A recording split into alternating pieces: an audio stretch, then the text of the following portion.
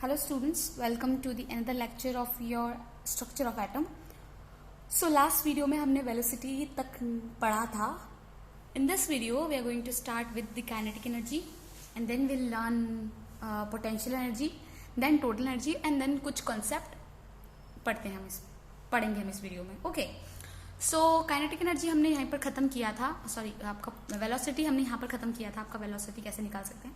Now what will do, will study the about what the kinetic energy.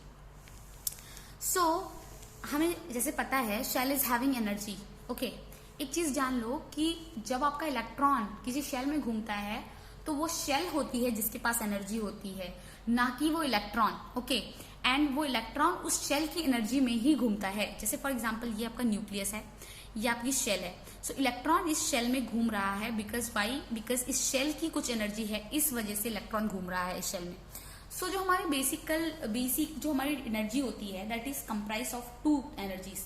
One is the kinetic energy and the second one is the potential energy. जो इस potential energy को हम लोग electrostatic potential energy भी बोलते हैं. तो मैं एक चीज पहले बता दूं, हमेशा ऐसा नहीं होता है कि पोटेंशियल एनर्जी कोई आपका ऑब्जेक्ट वो ऊपर से गिर रहा है तभी उस केस में पोटेंशियल एनर्जी हो रही है. ऐसा नहीं है.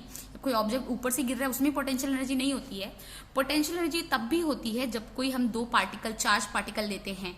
ठीक है, जब कोई दो पार्टिकल चार्ज पार्टिकल आपस में साथ में होते हैं, they are held together, then also potential energy develop होती है उनके बीच में. ठीक है. सो एक काइनेटिक एनर्जी का तो आपको पता है काइनेटिक एनर्जी कैसे डेवलप होती है. काइनेटिक एनर्जी डेवलप होती है बेसिकली आपकी मोशन, क्योंकि इलेक्ट्रॉन आपका कंटिन्यूसली इसमें जो आपका ऑर्बिट है, सेल है, उसमें रिवॉल्व कर रहा है. ठीक है, जब इलेक्ट्रॉन आपका उसमें कंटिन्यूसली रिवॉल्व कर रहा है मतलब क्या है, वो काइनेटिक एनर्जी. जब भी कोई चीज मूविंग होती है तो वो काइनेटिक एनर्जी प्रोड्यूस करती है. ठीक है, तो ये था बेसिक आइडिया जो हमें पता होना चाहिए before going into this chemistry. ठीक है, केमिस्ट्री के बारे में जब हम डिस्कस करते हैं तो हमें ये सब चीजें पता होनी चाहिए. एनर्जी टर्म्स अगर आ रहे हैं तो हमें ये सारी चीजें बहुत क्लियर होनी चाहिए. सो बेसिकली जब इलेक्ट्रॉन इसमें होता है, इलेक्ट्रॉन के पास कुछ एनर्जी होती है, वो एनर्जी किसको कंप्राइज करके होती है, वो इलेक्ट्रॉनिक एनर्जी आपकी कंप्राइज करती है काइनेटिक एनर्जी को एंड पोटेंशियल एनर्जी को कंप्राइज करती है. ये पोटेंशियल एनर्जी को हम इलेक्ट्रोस्टैटिक पोटेंशियल एनर्जी भी बोलते हैं, क्योंकि मैंने आपको रीजन बता दिया. जो भी मैंने आपको बताया वो मैंने लिखा भी है ताकि अगर आप गलती से भूल जाएं तो आपको यहाँ पर लिखा हो तो आपको याद आ जाए. ठीक है. सो यहाँ पर क्या लिखा है, since the electron is in motion hand it in possesses what kinetic energy. मैंने कहा आपको इलेक्ट्रॉन कंटिन्यूसली मोशन में है, इसलिए ही इलेक्ट्रॉन क्या करता है, काइनेटिक एनर्जी को पजेस करता है. ठीक है, काइनेटिक एनर्जी उसके अंदर होती है. नाउ दूसरी चीज इसमें ये लिखी हुई है, व्हेन एन इलेक्ट्रॉन, ठीक है, व्हेन एन नेगेटिव चार्ज, जब कोई नेगेटिव चार्ज, जो मैंने आपको बता दिया, मैंने नेगेटिव चार्ज और एक पॉजिटिव चार्ज क्या होते हैं, हेल्ड टुगेदर, पास में एक दूसरे के पास जुड़े होते हैं, तो पोटेंशियल एनर्जी क्या होती है, उनके बीच में डेवलप हो जाती है. Potential energy is being developed between them and इस पोटेंशियल एनर्जी को क्या बोला जाता है, इलेक्ट्रोस्टैटिक पोटेंशियल एनर्जी बोला जाता है. क्या बोला जाता है, इलेक्ट्रोस्टैटिक पोटेंशियल एनर्जी. ये दोनों चीज मैं आपको बिगिनिंग में ही समझा दी, इसीलिए हमने जब यहाँ पर लिखा total energy is equals to kinetic energy, जो कि इलेक्ट्रॉन मूव कर रहा है उसकी वजह से हो रही है, और प्लस पोटेंशियल एनर्जी, और we can say electrostatic potential energy, because जब दो चार्ज साथ में प्लेस होते हैं तो उनके बीच में भी पोटेंशियल एनर्जी डेवलप हो जाती है. ठीक है. लाइकवाइज कोई भी ऐसे मास भी दो साथ में आपस में प्रेजेंट है तो उनके बीच में पोटेंशियल एनर्जी डेवलप हो जाती है. नाउ यहाँ पर क्या लिखा है, हाँ वही मैंने यहाँ पर लिखा है, even when the two masses are held together they also possesses potential energy. उनके बीच में भी जब कोई दो मासेस को भी लाके आप साथ में रख दोगे तो उनके बीच में भी क्या होगी, पोटेंशियल एनर्जी क्या हो जाएगी, प्रोड्यूस. पजेस मतलब दे विल डेवलप. ठीक है, उनके अंदर डेवलप हो जाएगी पोटेंशियल एनर्जी. नाउ क्या बोला, हमें पता है काइनेटिक एनर्जी हम बहुत पहले से पढ़ते आए हैं, हम क्लास 9th 10th में पढ़े हैं. काइनेटिक एनर्जी का फॉर्मूला होता है हाफ mv². क्या होता है, हाफ mv². आपको पता है v m होता है आपका मास, v क्या होता है आपका वेलोसिटी. ठीक है, हाफ mv². तो काइनेटिक एनर्जी का फॉर्मूला होता है, हमें पता है जो हमने वेलोसिटी का फॉर्मूला निकाला था उसके हिसाब से जो हमने यहाँ पर निकाला था, राइट, ये जो हमने ये वाला तो शॉर्टकट फॉर्मूला था न्यूमेरिकल सॉल्व करने के लिए. ठीक है, that is 2.18 into 10⁻⁶, that is Z/n metre per second था. जो हमने nth टर्म जो हमने कहा था, जो हमने फॉर्मूला डिराइव किया था, that is what, Vn Ze²/2 epsilon NH. ठीक है, तो हमें पता है इस इक्वेशन में अगर आप हाफ mv² है तो आपको पता है v की वैल्यू क्या है, Ze²/2 एप्सिलॉन NH. ठीक है, आप ये सब जो भी मैं पढ़ा रही हूँ उसको बहुत प्रैक्टिस कीजिए, क्योंकि जब 3-4 बार प्रैक्टिस करेंगे तभी ये चीजें समझ में आएंगी, वरना नहीं आएंगी समझ में. ठीक है, तो ये न्यू है, आपने पढ़ा भी नहीं रखा है, और तो ये सारी चीजों को बहुत प्रैक्टिस की जरूरत है। एक बार में, पहली बार में किसी को भी समझ में नहीं आता। It needs a lot of practice, तभी समझ में आती है चीजें। तो आप अच्छे से प्रैक्टिस कीजिए। जब भी मैं कुछ चीज पढ़ा रही हूँ, आप वीडियो देख देख के भी अगर प्रैक्टिस कर रहे हैं तो प्रैक्टिस कीजिए। फिर उसके बाद रिवीजन भी कीजिए। फिर एक पेपर ले लीजिए, समझ लीजिए कौन सा पेपर ले लीजिए, उस पर आप लिख के दीजिए इक्वेशन। ये जो ड्राइव किया था मैंने, पहले रेडियस निकाली थी, वेलोसिटी निकाली थी, ये सब प्रैक्टिस कीजिए, बहुत इंपॉर्टेंट है ये। तो हमको पता चल गया वॉल्यूम की ये वैल्यू है। अब ये वॉल्यूम की वैल्यू को हम इस इक्वेशन में पुट कर देंगे। तो हमने क्या किया, काइनेटिक एनर्जी हमारी पता है हमको, काइनेटिक एनर्जी का क्या होता है, kinetic energy is equals to half M V. M तो as it is a V की जगह पे हमने ये लग दिया ZE square by 2 epsilon NH, इसको स्क्वायर दे दिया, ठीक है। और काइनेटिक एनर्जी को हम KE भी लिख सकते हैं। तो this kinetic energy is equals to half M. अब इसको स्क्वायर कर दिया तो क्या हो गया, Z स्क्वायर E⁴ हो जाएगा, राइट। ये 2 था तो ये 4 हो जाएगा, ये एप्सिलॉन स्क्वायर हो जाएगा, N स्क्वायर H स्क्वायर हो जाएगा, ठीक है। नाउ इससे क्या हुआ, पूरा टोटल किया है, 4 था, ये 2 था, ये 1/8 हो गया। ये M एज इट इज है, ये Z square E⁴ H square epsilon square N square. ना एक और चीज बताओ, अब अगर आप एक और चीज देख रहोगे, हमको 1/8 मिल जाएगी, इक्वेशन मिल गई। इन सब में से कांस्टेंट टर्म कौन सी है, कांस्टेंट टर्म कौन सी है? आपको पता है मास कांस्टेंट है, आपको पता है चार्ज इलेक्ट्रॉन का कांस्टेंट है, H कांस्टेंट है, आपका एप्सिलॉन कांस्टेंट है, N कांस्टेंट नहीं है, Z कांस्टेंट नहीं है। तो क्या होगा, M हम क्या लिखेंगे, M E स्क्वायर और sorry M E⁴ H square epsilon square, और यहां पर मैंने एक चीज लिखना भूल गई हूं, यहां पर 1/8 भी होगा, क्योंकि 1/8 भी तो वैल्यू है, फिक्स है ना, ये भी कांस्टेंट ही है। तो 1/8 मल्टीप्लाई क्या होता है, Z स्क्वायर, क्योंकि ये कांस्टेंट नहीं है, डिवाइडेड बाई N स्क्वायर। क्या हुआ, Z square divided by N square. ये सारे टर्म कांस्टेंट है, इसकी जब वैल्यू कैलकुलेट की तो आई 13.6। क्या आई, 13.6 multiply Z square divided by N square, और EV क्या आई, इलेक्ट्रॉन वोल्ट। और ये जो एनर्जी का यूनिट आया वो आया आपका इलेक्ट्रॉन वोल्ट में। किसमें आया, इलेक्ट्रॉन वोल्ट में। और इसी को बोला गया क्या, this is the kinetic energy. क्या बोला गया, इसको बोला गया the kinetic energy of what, the nth shell. nth shell की काइनेटिक एनर्जी ये है, व्हाट इज इट, 13.6 इतना। और you can say kinetic energy क्या है, 1/8 ME⁴ H square epsilon square multiply Z square divide by N square. ये भी बोल सकते हैं, ये भी याद कर सकते हो। और ये तो शॉर्टकट है, शॉर्टकट के लिए तो आपको काइनेटिक एनर्जी की ये याद ही करनी पड़ेगी। ये याद रखो ड्राइव कैसे करते हैं हम, ठीक है। अगर आपको कभी कोई नीट वगैरह में कुछ घुमा फिरा के क्वेश्चन पूछ लिए जाते हैं तो उसके लिए आपको पता होना चाहिए, ठीक है। और दूसरी चीज, ये आपका काइनेटिक एनर्जी की पूरी टर्म आ गई, ठीक है। Now this is what, this is the kinetic energy of electron in the nth shell. ये जो इक्वेशन आई, ये आपकी काइनेटिक एनर्जी की इक्वेशन है, nth शेल में काइनेटिक एनर्जी कितनी होती है। नाउ हमने काइनेटिक एनर्जी पढ़ ली, अब हम पोटेंशियल एनर्जी के बारे में पढ़ेंगे, ठीक है। पोटेंशियल एनर्जी कैसे निकालते हैं, तो जैसे मैंने कहा कि जब दो चार्ज आपस में रखे जाते हैं तो उनके बीच में डेवलप हो जाती है क्या, काइनेटिक एनर्जी। तो सॉरी पोटेंशियल एनर्जी। तो अब आप जस्ट इमेजिन कर लो, अगर ये चार्ज आपका Q1 है और ये Q2 है, और इनके बीच का जो डिस्टेंस है वो R है, ठीक है। So we have put values of charge with sign, ठीक है।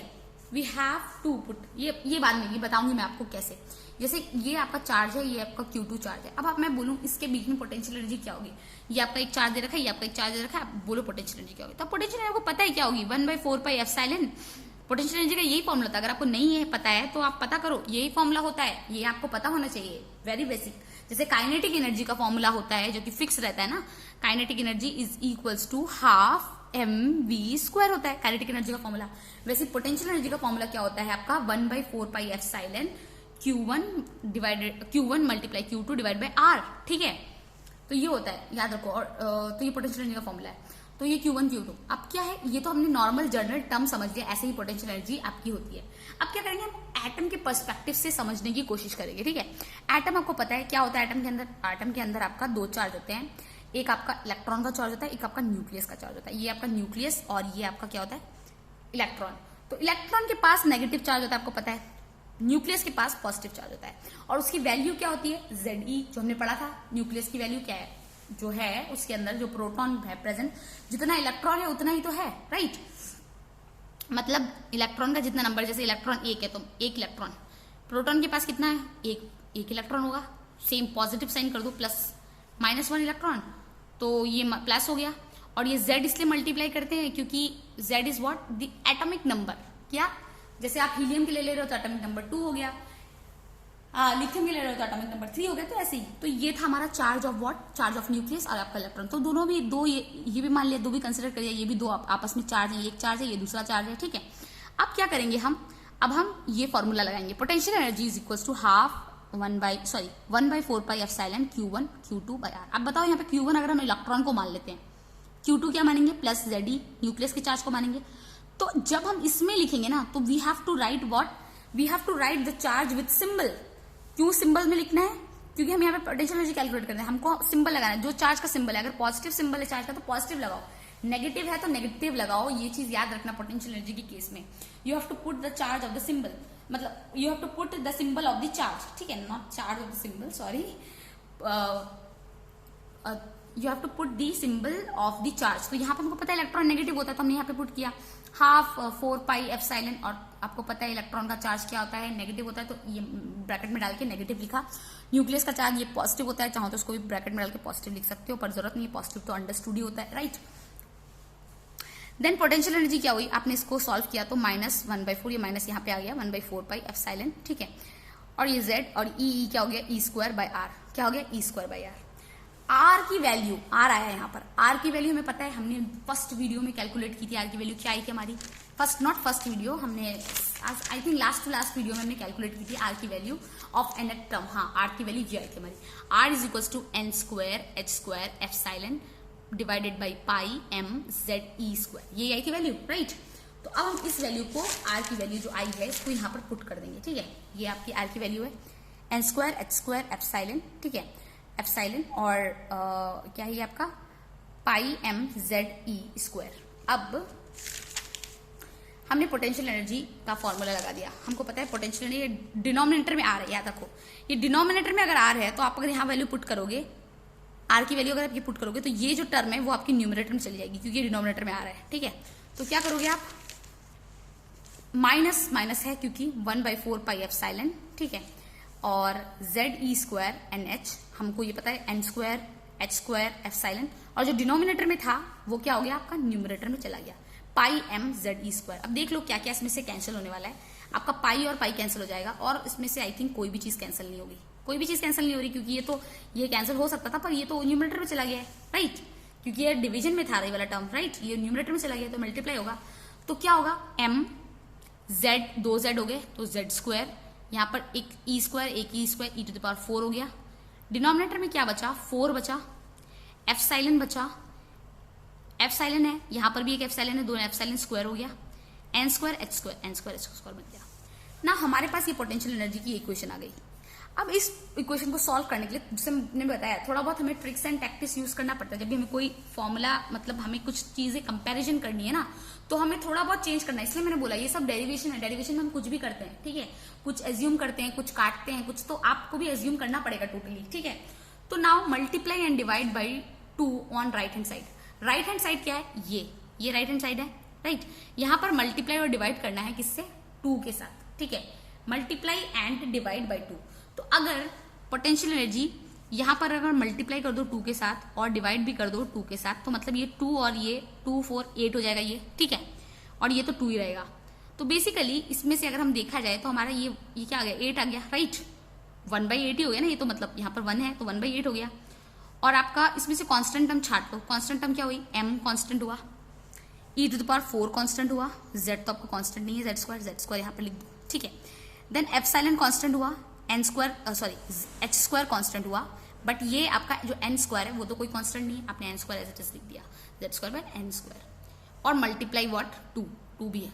तो आपको पता है ये जो टर्म है अगेन ये कांस्टेंट है, ठीक है, ये पूरी टर्म कांस्टेंट होगी, ये टर्म कांस्टेंट हो गया। और ये टर्म जो थी हमने पहले इसको हमने क्या मान लिया, इसकी जो वैल्यू कैलकुलेट की, लाइक आपकी काइनेटिक एनर्जी, देखिए काइनेटिक एनर्जी में भी यही टर्म आई थी आपकी 1m² e⁴ h² epsilon not square, ये 8 था, ये पूरा कांस्टेंट टर्म, इसकी 13.6 वैल्यू आई थी, राइट, 13.6। इस केस में भी सेम आपकी टर्म आ चुकी है, और आपने यहाँ पर ये चीज आप समझ में आई होगी आपको, 2 से मल्टीप्लाई और 2 से ये क्यों किया, टोटल एनर्जी निकालने में ताकि आसानी हो, इसलिए हमने 2 से मल्टीप्लाई 2 से डिवाइड किया ताकि ये टर्म आपकी फर्स्ट टर्म जैसे थोड़ी थोड़ी बन जाए, तो इसलिए हमको करना पड़ेगा। तो ये सब आप जब प्रैक्टिस करोगे ना तो खुद आपके दिमाग में बैठ जाएगा। तो ये क्या किया, -me², 8ε² और क्या हुआ h², ये कांस्टेंट हो गया। ये कांस्टेंट, इसकी वैल्यू हमको पता है माइनस, क्योंकि पहले से ही है, हमको पता है माइनस क्यों है, ठीक है। पोटेंशियल एनर्जी, इलेक्ट्रॉन का चार्ज नेगेटिव था, तो 13.6 इंटू ये मल्टीप्लाई 2 एंड ये क्या है आपका z² डिवाइड बाई n², ठीक है, ये हो गया। और हमारी बेसिक का जो वैल्यू आई पोटेंशियल एनर्जी की वो आ गई -2 into 13.6 z² and n² electron volt. ये आपकी तो एक्चुअली देखा जाए तो ये क्या आपकी काइनेटिक एनर्जी है ना, ये 2 मल्टीप्लाई ना हो, बस -2 मल्टीप्लाई है ना, बाकी ये तो काइनेटिक एनर्जी है। और ये जो पूरी टोटल एनर्जी है, ये आपकी जो एनर्जी निकली, ये आपकी क्या है, this is the potential energy of NH shell. किसकी सेल की निकली, NH सेल की पोटेंशियल एनर्जी निकल गई है। नाउ हम क्या करेंगे, हम टोटल एनर्जी निकालेंगे। क्या करेंगे, टोटल एनर्जी। आपको पता है टोटल एनर्जी कैसे निकालते हैं। टोटल एनर्जी निकालने के लिए we have a formula, that is total energy is equal to potential energy plus kinetic energy. Total energy का फॉर्मूला होता है पोटेंशियल एनर्जी और काइनेटिक एनर्जी का सम करते हैं।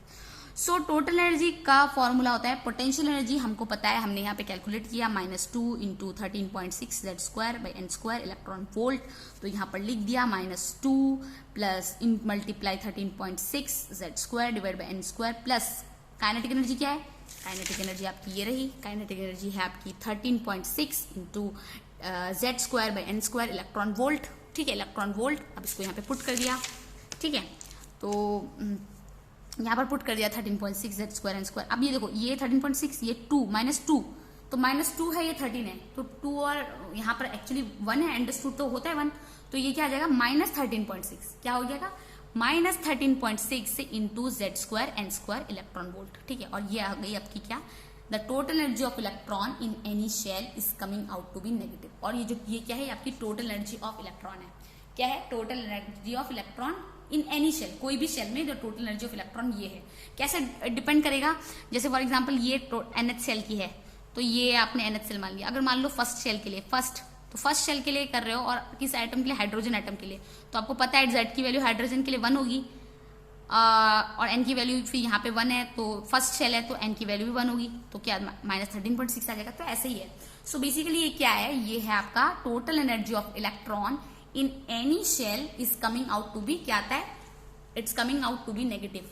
बेसिकली ये जो आपकी टोटल एनर्जी थी इन एनी शेल, और ये जो टोटल एनर्जी है, this is all coming out to be what, negative, because हमारी potential energy negative -2 13.6 z² n² थी, ठीक है। अब हम एक और चीज समझेंगे, that is what, the total energy of electron in the NH shell of hydrogen atom, ठीक है। सो बेसिकली जो एनर्जी निकली, ये क्या थी आपकी, the total energy of what, the total energy of electron in the NH shell of hydrogen. मतलब ये जो इक्वेशन आया, ये टोटल एनर्जी का है, किसमें, NH shell of hydrogen atom, ये NH शेल हाइड्रोजन एटम में ये इक्वेशन है।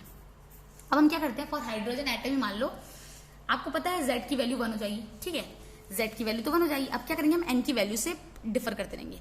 जब हमारी N की वैल्यू 1 हुई, तो हमको पता है क्या था, टोटल एनर्जी क्या हुई, -13.6, Z की वैल्यू तो 1 ही है, N की वैल्यू 1² 1 तो मतलब 13.6 हो गई इलेक्ट्रॉन वोल्ट, क्या हो गई, 13.6 इलेक्ट्रॉन वोल्ट हो गई। आई थिंक ये क्लियर हुआ होगा।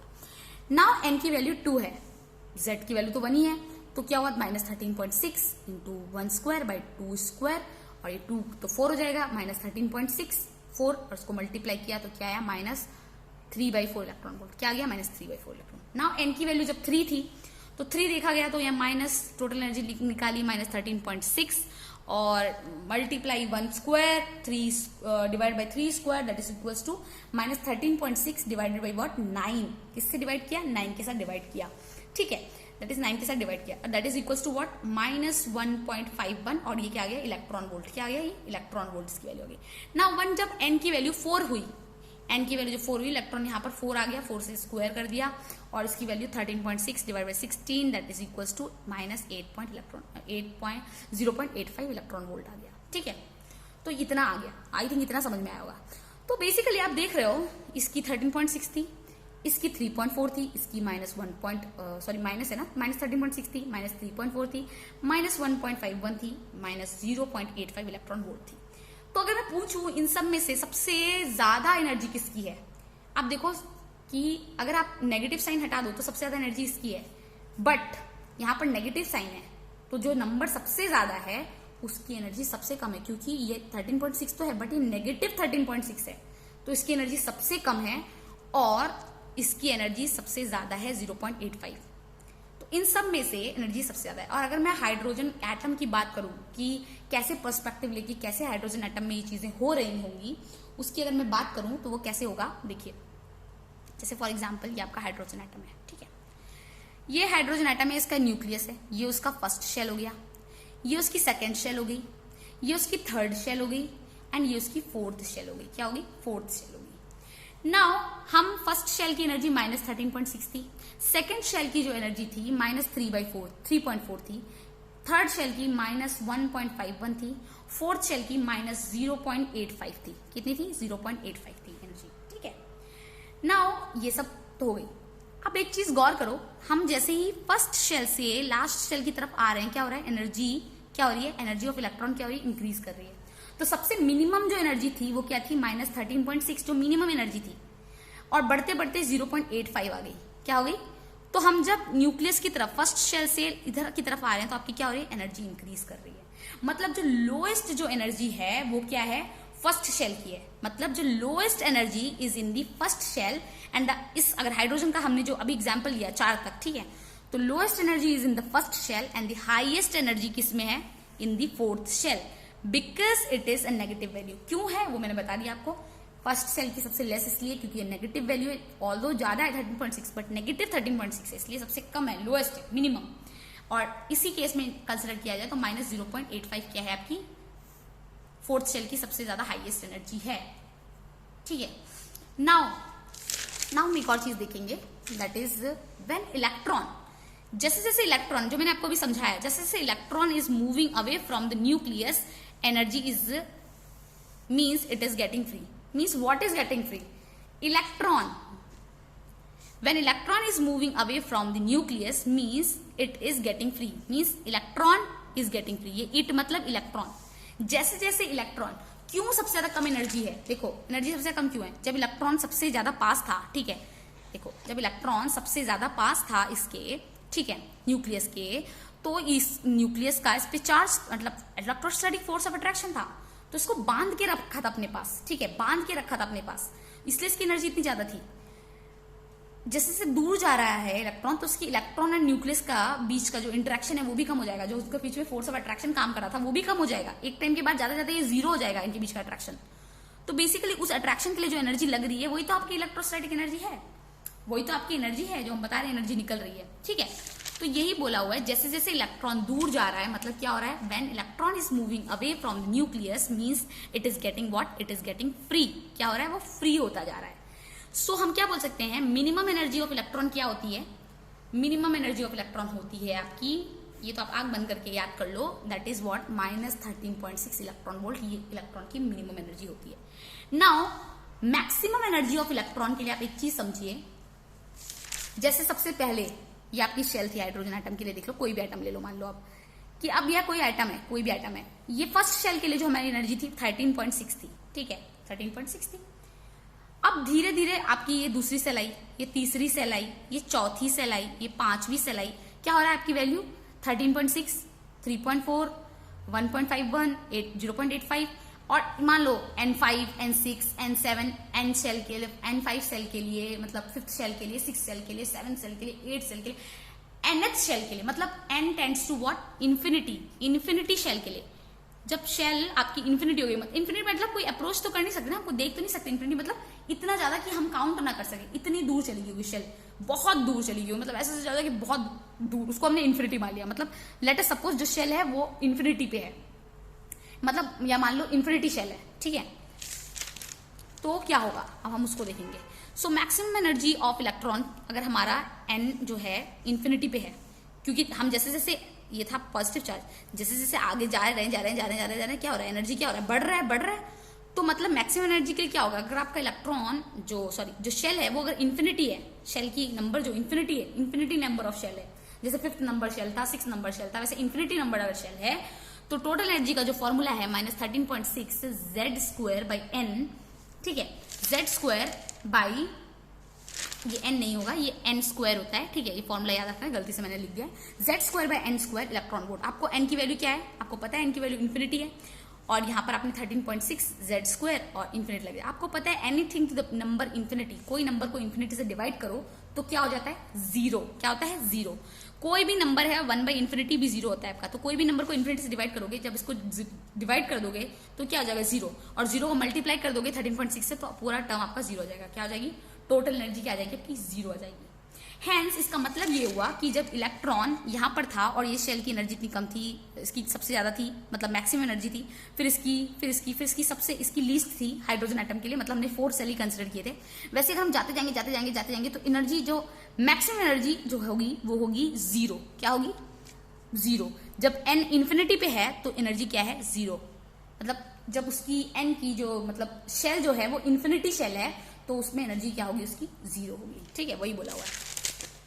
तो आई थिंक ये चीज समझ में आ गई होगी। सो इसका मतलब क्या है, this means that the maximum energy of electron, ये है जो बेसिकली ये आपका मैक्सिमम एनर्जी है इलेक्ट्रॉन की। Means electron is free from the nuclear, और ये जब एक पर्टिकुलर कंडीशन आ जाएगी, इसका मतलब क्या है, इलेक्ट्रॉन जो है वो आपका न्यूक्लियस से फ्री हो गया। मतलब जस्ट इमेजिन, आप खुद इमेजिन कर लो ना, ये फर्स्ट शेल के लिए, सेकंड शेल के लिए, थर्ड शेल के लिए, फोर्थ, इन्फिनिट शेल में जब एनर्जी ही जीरो हो गई, जब एनर्जी है ही नहीं, तो इलेक्ट्रॉन क्यों ही कोई ऑर्बिट में घूमेगा, इलेक्ट्रॉन कोई ऑर्बिट में घूमेगा, इलेक्ट्रॉन क्यों घूमता है ऑर्बिट में, क्योंकि वो ऑर्बिट वो शेल की खुद की एनर्जी होती है। जब एनर्जी उस शेल की एनर्जी है ही नहीं तो इलेक्ट्रॉन क्या उसमें घूमेगा, नहीं घूमेगा। उसका मतलब क्या है, इलेक्ट्रॉन उस शेल में है ही नहीं, मतलब इलेक्ट्रॉन बेसिकली क्या हो गया है, it is free from nucleus, वो न्यूक्लियस के अट्रैक्शन से फ्री हो गया है, और it is not in this shell. इसका मतलब ये है कि आयनाइजेशन हैज अकर्ड। क्या हो गया है, आयनाइजेशन हैज अकर्ड। अब आप सोच रहे हो आयनाइजेशन का मतलब क्या होता है, मतलब आयनाइजेशन का मतलब electron has come out of the orbit, और शेल से इलेक्ट्रॉन वापस आ चुका है, मतलब निकल चुका है out of the orbit. For मतलब अब आप सोच रहे हो कि एटम के लिए इन्फिनिटी क्या होगा। देखो हमारे लिए तो इन्फिनिटी बहुत दूर, मतलब ऐसा जहां पर हम पहुंच ना सके, इतना दूर इतना इन्फिनिटी, मतलब नॉट रीचेबल डिस्टेंस। पर एटम तो देखो आपका बहुत छोटा है, राइट, हम तो देख भी नहीं सकते एटम को अपनी आंखों से, राइट।